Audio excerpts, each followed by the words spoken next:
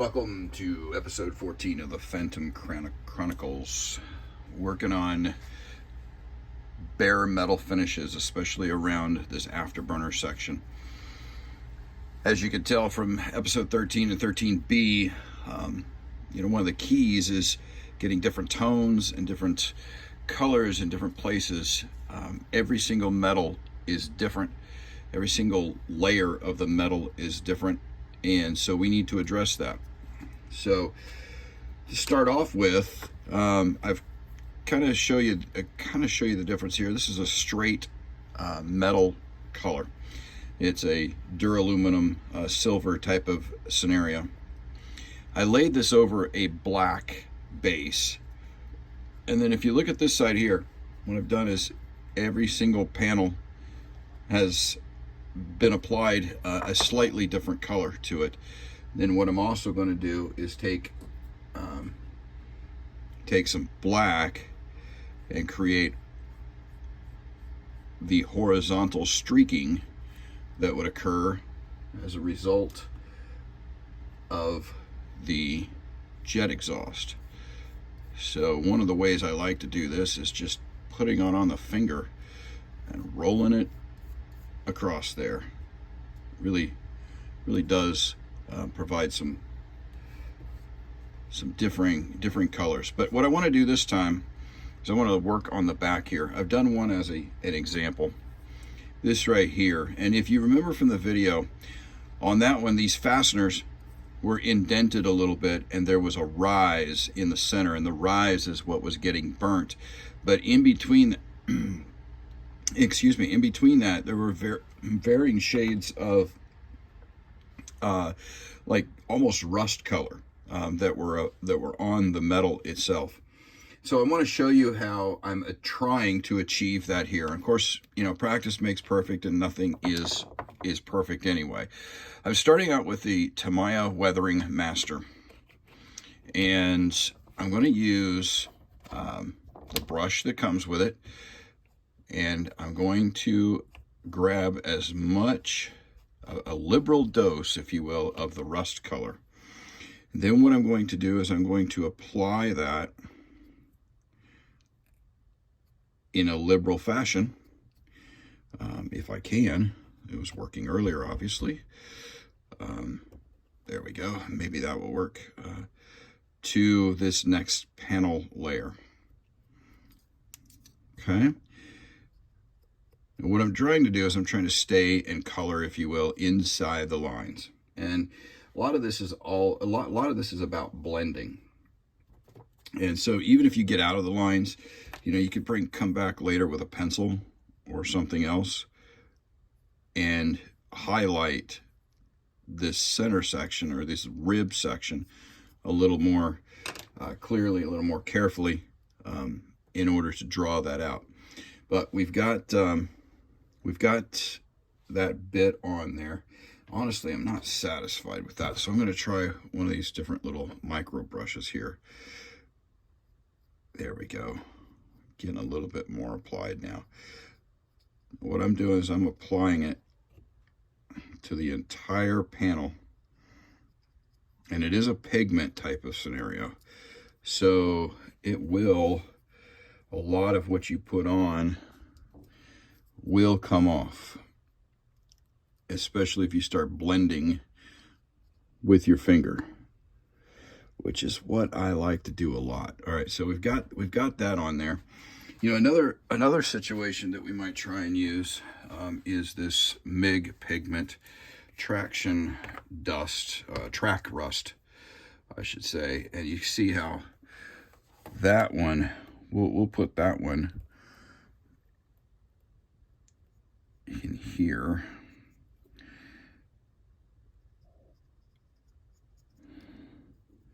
And we'll just see how they operate differently, what they look like differently. Remember, even on the jet that I showed you the other day, there was the live jet that I showed you the other day. There was a significant amount of shade difference from each panel. In fact, one of them I think was even a gray, almost like it had been replaced at some point. But probably can't tell very well on the camera, but there is a significant amount of discoloration in the rust category there. Now what I'm going to do is I'm going to take burnt jet engine and dark steel. Those two, I'm going to do a little application on there, and then I'm going to take this black soot down here and I'm going to go over the center line section of it. And that's basically how I'm doing this here. So what I'm creating is I'm creating that high spot. Okay, so it leaves the rust, and I'll blow it off, and then I'll kind of rub it with my finger to kind of draw some of that out. I'll put a little bit of burnt on it to darken it up a little bit. Just blowing it off so you get the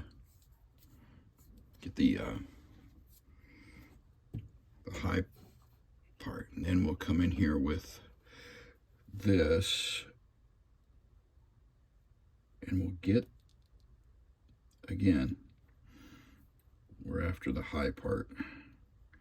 And even if that's not enough, there's another tactic here as well, which I'm just not satisfied entirely with that. I mean, I'm satisfied with the discoloration. I'm not satisfied with the high spot. So there's another option here. Let's try two other options. One of them is oil paints. And that's white. We have a black or brown 502, I believe 502. Yeah.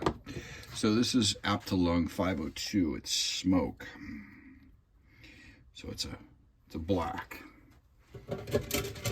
By the way, if you don't have these micro brushes, they're literally like $10 for 1,000 of these things on eBay. So let's see here what happens. These are oil paints, okay? So you don't need to put a lot on, just a couple of dots, right where you want this thing to be. See this one right here? Probably too much. You can wipe it off though if we need to. And then what I do is I take a very large brush, make sure it's very flexible, and I go the direction that I want this to go. And you see it smooths it out. And so, okay. Take as much off as you want to take off, and there you go. You're getting a little bit of that, dark discoloration in there where the burn effect is had. I'm not.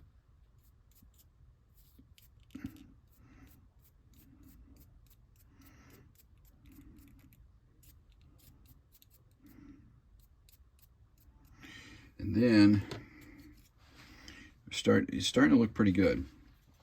And then what I'll do is I will also take a little bit of this brown from Aptalung 502. We'll kind of do the same thing, only we'll go along the edges a little bit more of it. And this is kind of a burnt umber, if you will. I'm going to only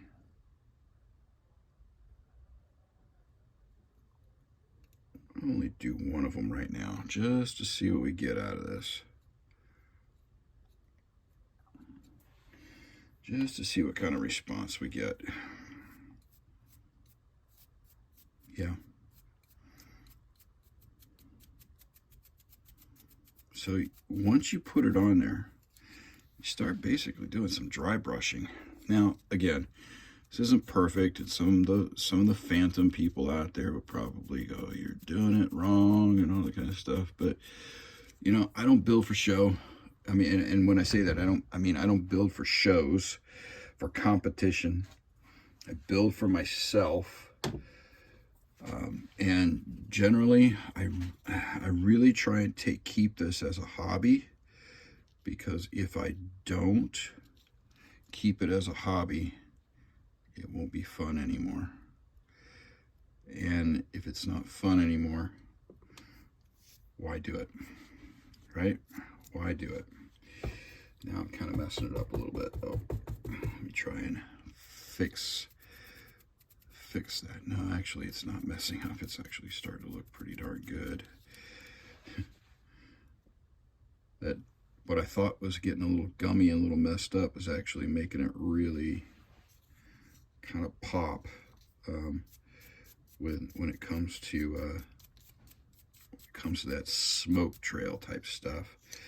So there you go. I'm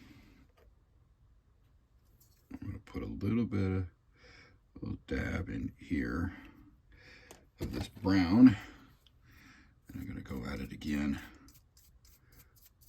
Yeah, that actually worked out really well. So there's a little bit of a Phantom Tails stuff going on here, right?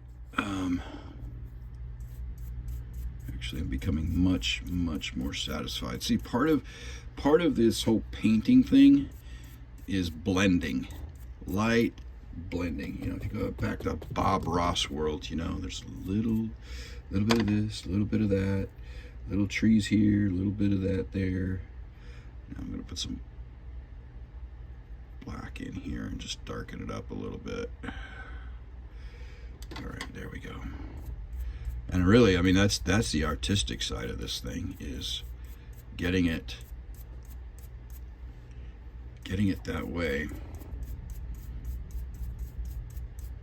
And again, not building for competition. So I'm building it to make me satisfied that it's a representation, a potential. So it's going to stand out a little bit, but it's not going to be winning that thing, at least not right now. I'm not interested in winning a competition. I'm just interested in having some fun. And that's what I'm doing, is trying to have some fun. So you see my fingerprints in that too. This paint seems to never dry, but there you go. That's the original side. That's the finish side, or finishing side. And then put that baby on the jet. You're not looking too bad when you get it there. So more later.